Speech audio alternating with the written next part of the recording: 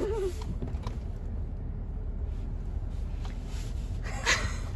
was just yelling at us.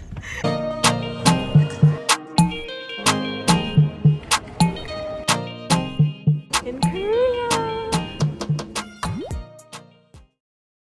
Hi guys, welcome to my first vlog. I'm not gonna lie, I had actually recorded this whole thing last week during my 2-week quarantine period at my Airbnb, but it wasn't until after I ran through the whole thing that I looked at the footage and realized that I had accidentally messed with the camera setting, and so everything that I recorded came out really blurry and I couldn't use any of it. But I ain't mad because now it's past that 2-week phase and I'm at a relative's house.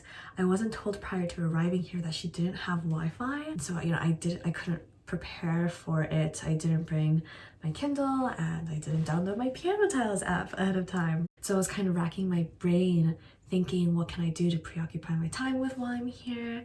And that's when it hit me that I could just re-record this vlog, and so here I am. So there is going to be a discrepancy. The next video that I'm releasing is actually going to have been recorded prior to when this video was recorded. But yes, welcome to my first vlog. I am currently in Seoul, South Korea.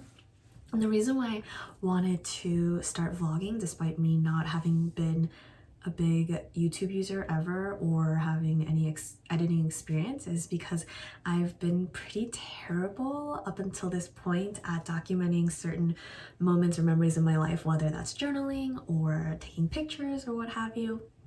And just given everything that's currently going on and this being a very once-in-a-lifetime kind of experience for me, I didn't simply just want to live through it, but make an extra effort to be more conscious of each moment. So the purpose of my being here, I am here to help my aunt and uncle build their cafe literally from the ground up. They are finalizing construction and working on interior design, menu items, etc. So I'm really excited to hit the ground running, and they've been working day in and day out to make this happen. I am excited to learn how to build a business from the ground up, but then eventually learning how to maintain and manage that. I've just been really grateful for how everything's been lining up and how certain doors have been closing and opening and the timing of it all. This experience is something that I want to be able to take back with me to America and eventually, you know, pursue certain dreams of mine, but I'm just trusting the process along the way and enjoying everything that, you know, I get out of it. Some of the reasons why I'm extremely excited for this opportunity is because, one, I am in this field of customer service, and that goes hand in hand with hospitality, which is something that has always been very valuable to me on a personal and professional level. And two, South Korea maintains one of the best cafe cultures in the world. I mean, I'm not just talking about in the city, but I will visit certain relatives out in the countryside, literally in the middle of nowhere. But for them, it makes sense to fill every nook and cranny that they can with cafes. And so it's a really great place to learn about that industry. And third, as a Korean American, my Korean culture has always been something that has been very important to knowing myself and my identity. And it's something that I've always had a yearning to learn more of or learn more about. And so I want to be here, be able to take it all in, learn the language, observe why certain people think the way that they do and how that ultimately affects, you know, their actions and their livelihood, and gain that broader perspective and that kind of insight. So yes, overall, I would say I am a pretty indecisive person, but when I am decisive or when I do know what I want, I am very black and white about it. During those times, I don't feel the need to think twice about something.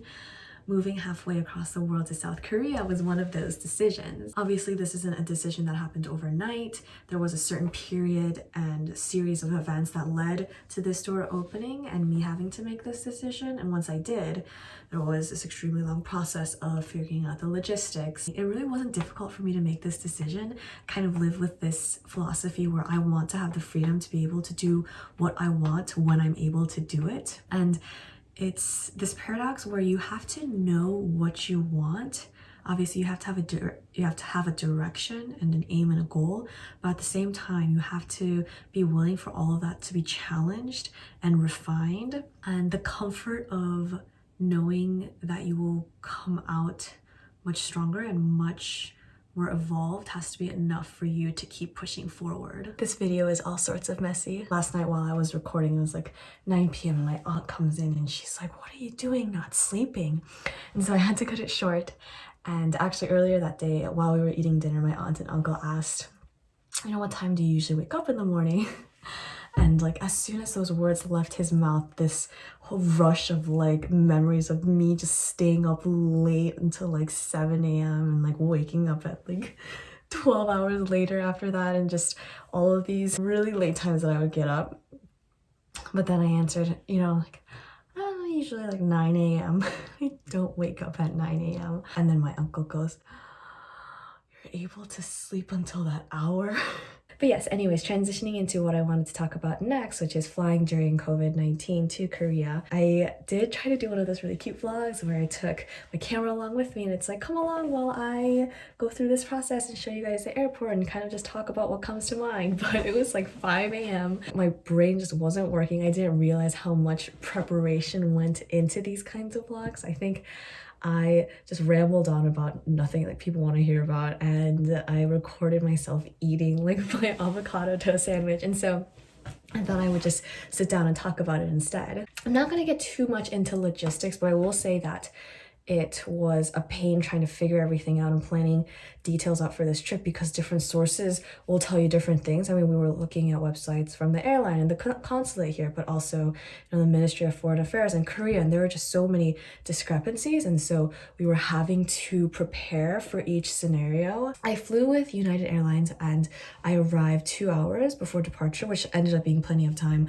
Checking in was pretty much the same. I did it via the app the night before, and honestly the only thing different was me filling out a health form saying that I agreed to adhere to any extra precautions that they were implementing during this time. For example, wearing your mask at all times during your flight. And then also another form saying that I would agree to undergo the mandatory quarantine as soon as I landed in South Korea. And so that was specific to that country. Once you get to the airport, you check in your luggage, and at least United didn't require a negative COVID test result, but I wasn't sure. And also they ask you not to fly if you've tested positive or if you've been around someone who has. And so I just took it just in case and printed my results and brought that with me as well. I went through security and from my gate and boarded, and they have, wipes readily available for you, and all their food is individually packaged. I never sit on the window seat because I get claustrophobic.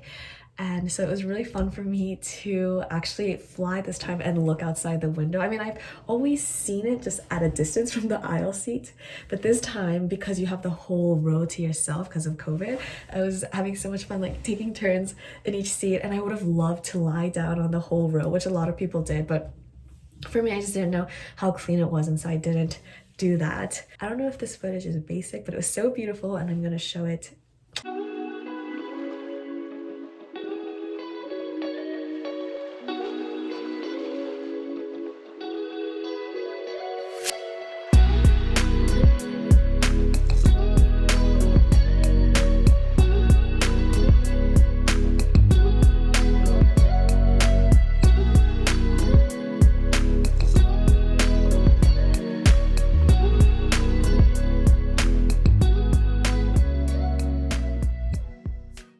In San Francisco, which is where I received my first documentation that I had to fill out. And then while on the plane, as usual, you receive the health and traveler declaration form to fill out as well. And then here's another montage of some of the most exciting moments from this trip.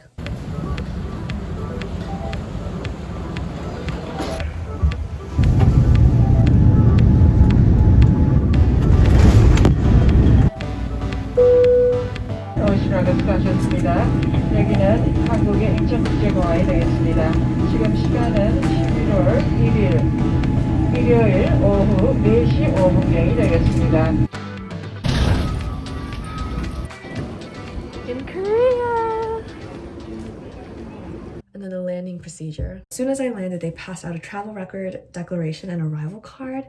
And while you're filling that out, you'll notice all of these signs literally back to back to back, prompting you to download the quarantine app, which I'll get into later. Once you've completed that, you get filed into these long lines. I think I stood there for about 20 to 25 minutes, and that's the first stopping point where they ask for your address, name, and take your temperature and give you these flyers. So at this point, it's where it looks different for everyone. I wasn't planning on quarantine at a government facility, but at an Airbnb.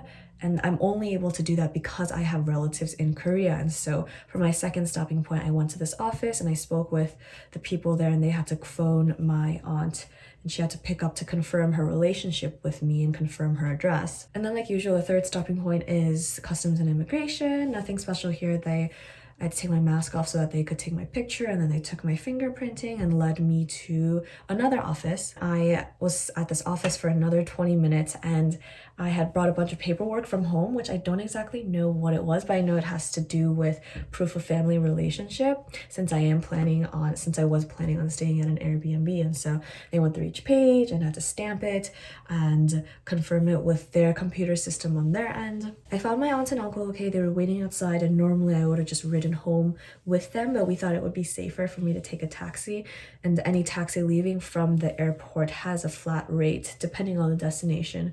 So for me, I paid 90,000 won for an hour taxi ride. I got settled into my Airbnb, and the next day I went to the local health center, which is required for you to do so that you can get COVID tested, and I tried to enjoy every bit of that as I could because I knew it was going to be my last amount of sunlight that I would receive before being locked up for 2 weeks. They gave me a health kit which included masks and hand sanitizer, disinfectant spray, etc. My quarantine was actually a lot of fun. I'm really excited to show you guys and get into that in my next video.